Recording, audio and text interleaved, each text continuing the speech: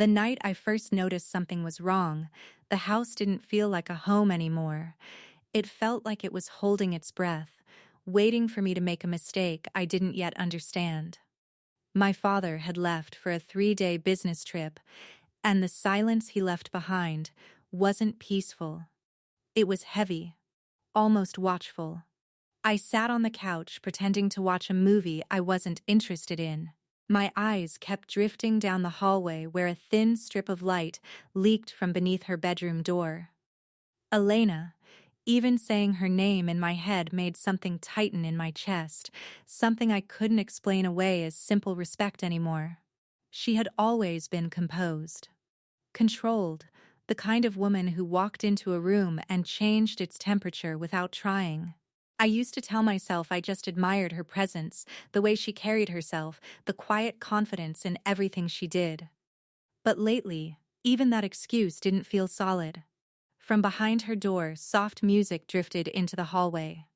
Slow, rhythmic, almost like a secret. I told myself it was nothing, just another evening, just another night alone in a house too big for silence. But then, I stood up. I don't even remember deciding to move. One second I was on the couch, the next I was in the hallway, barefoot, my pulse already uneven. I told myself I was just going to get water, that I just needed air, anything to justify why I stopped right outside her door. It was slightly open, not wide, not inviting, just enough. Enough to make me hesitate. Inside, the room was dim, lit by a warm lamp that painted everything in soft gold. I could hear the fabric of her movement before I saw her, the faint sound of her shifting, as if she was alone in a world no one else was meant to enter. And then I saw her. Elena stood near the mirror, her back angled slightly toward me, her robe loose at the shoulders. She wasn't rushing, wasn't aware of anything beyond the music that seemed to guide her. She moved slowly, almost absent-mindedly, like she was listening to something only she could hear. Something inside me went still. I should have left. I know that now. But I didn't. Her reflection in the mirror looked distant, almost softer than the version of her I knew from the kitchen or the hallway. One hand brushed lightly along her collarbone as if she was lost in thought, the other resting against her side. There was a calmness in her expression that felt strangely private, like I was seeing a side of her that was never meant to exist outside this room.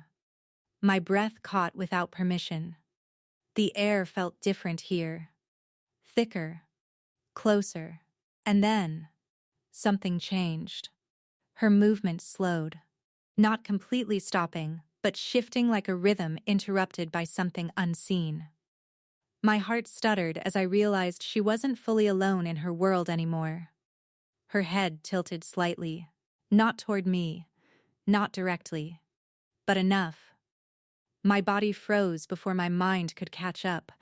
I told myself it was coincidence, that I was imagining things, that she couldn't possibly know I was there. But the silence between the music felt suddenly alive. Elena didn't turn. She didn't speak. But her reflection shifted ever so slightly, her gaze lifting in the mirror with an almost imperceptible awareness that made my stomach tighten. I should have stepped back. I should have left immediately. Instead, I stayed. A second passed. Then another. The kind of seconds that stretch too long to feel accidental. And then she smiled. Not fully, not clearly, just the faintest curve of her lips, like she had just confirmed something I wasn't meant to understand. My chest tightened. Because in that moment, I couldn't tell anymore whether I was being watched or whether I had already been seen all along. Her hand lowered slowly, smoothing the edge of her robe with deliberate calm, as if nothing unusual was happening at all. As if the air between us wasn't suddenly filled with something unspoken and dangerous. I stepped back without meaning to. Just one step, but it was enough to make the floor creak beneath me. The music kept playing, and Elena didn't turn around. But her smile didn't fade either. And that was when I realized, too late, that I might not be the only one who had noticed me standing there. After that night, I couldn't convince myself it meant nothing anymore. No matter how many times I replayed it in my head, there was always that same moment that refused to dissolve: the faint smile, the stillness, the feeling that something had already shifted between us without either of us saying it out loud. The next morning, Elena acted as if nothing had changed. She was in the kitchen before I even came downstairs, moving calmly between the counter and the stove. The smell of coffee filled the air, warm and familiar, almost too normal for what I had experienced the night before. She wore a simple fitted top and soft lounge pants, her hair tied loosely, a few strands falling near her face. "Morning," she said casually when she saw me. Her voice didn't tremble, it didn't hesitate. I forced myself to respond the same way. "Morning," but inside, nothing felt normal. Every movement she made seemed louder to me now. The way she reached for a mug, the way she leaned slightly against the counter, the way her eyes lingered on me for just a fraction longer than necessary before turning away again. I kept telling myself I was imagining it, that my mind had created tension where none existed. But my body didn't agree with that logic, because I could feel it. Something unspoken, something waiting. At one point, she stepped behind me in the kitchen. I didn't notice at first, not until I felt the slight brush of her presence too close, too warm. She reached up for something on the shelf above me, her arm passing just beside my shoulder. For a second, she didn't move away immediately. For a second too long, she stayed there. I forgot how to breathe properly. "Sorry," she said softly, her voice low but steady. "Didn't mean to crowd you." But she didn't sound like someone who was truly sorry.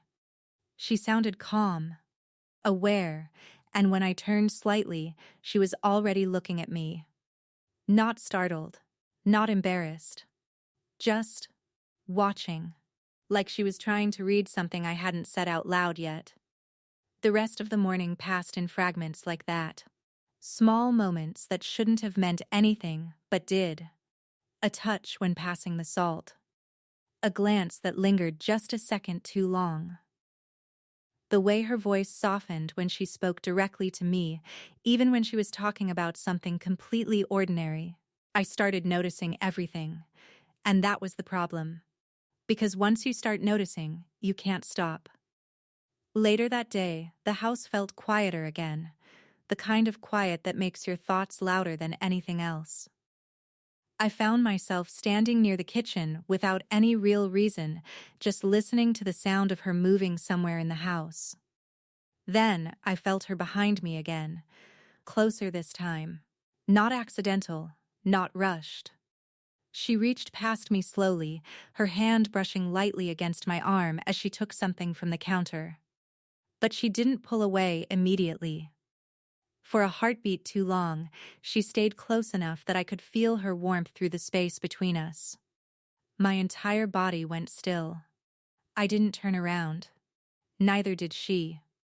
"Everything okay?" she asked softly.